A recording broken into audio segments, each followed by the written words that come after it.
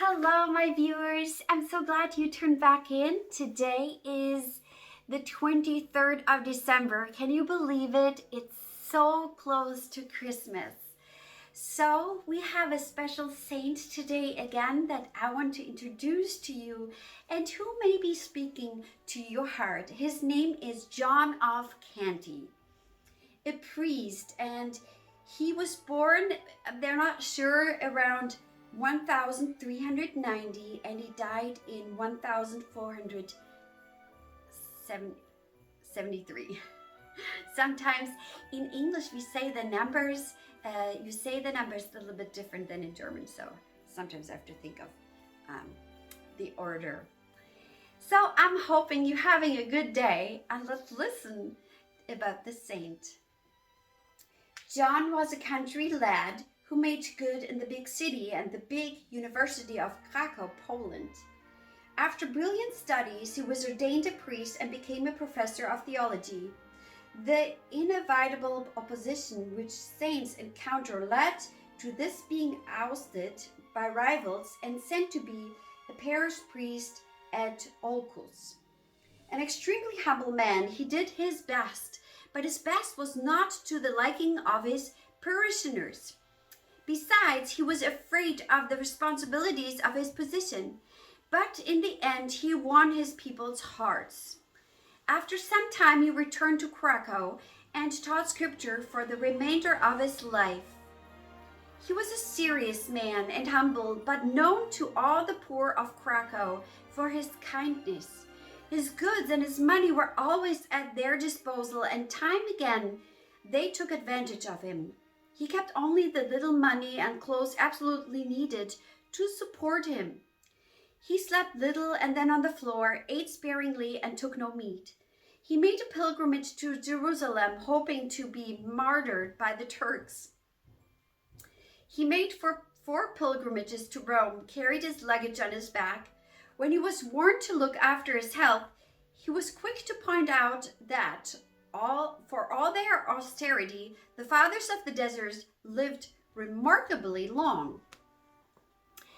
The desert fathers were really ascetics. They lived in the desert with almost nothing, a lot of the time just living on wild herbs and water and sparingly on bread.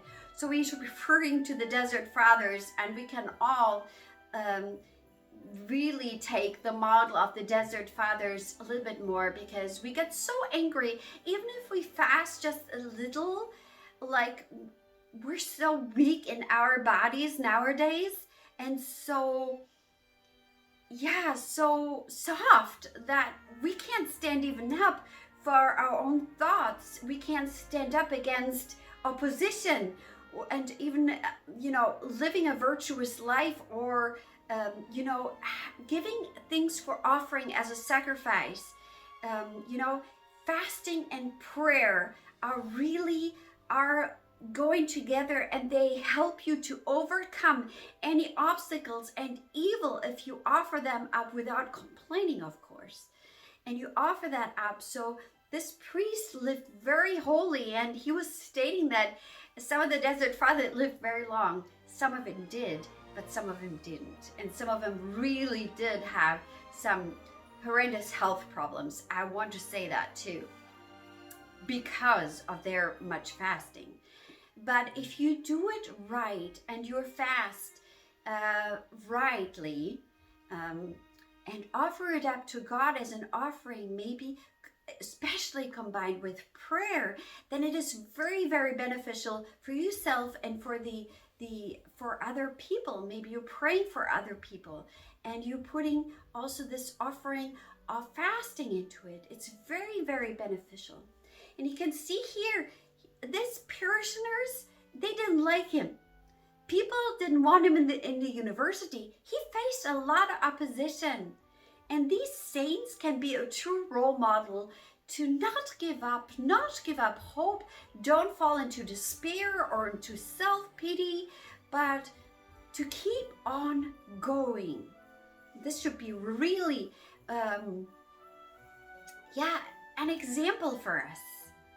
Let's read further. John of Canty is a typical saint.